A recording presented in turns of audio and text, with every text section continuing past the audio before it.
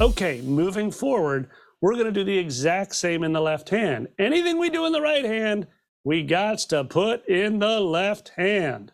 So we're going to move with good voice leading all the way through, getting up to the C7 and down to the B7 and back to the E minor 7. Okay, now assume you've spot practiced your left hand. You've got your voice leading here. You've got your voice leading in the right hand. You're ready. Now what we're going to do is we're going to put them together. And all we're going to do for right now is we're going to have whole notes in the left hand, and we're going to have quarters in the right. So 1, 2, 3, 4. They're actually dotted quarters because we're in 12/8, right? 3/8 notes equals a dotted quarter. So left hand, good voice leading. Right hand, good voice leading.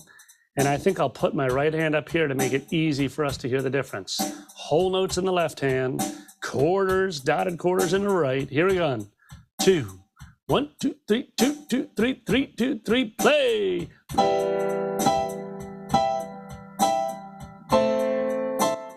Back down to that E minor. Join along. Going up to that 4 chord next. To the A minor rather, A minor.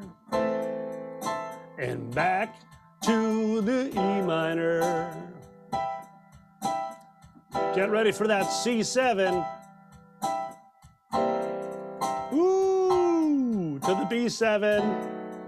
And get ready for that E minor. Here's that B7. And we're home.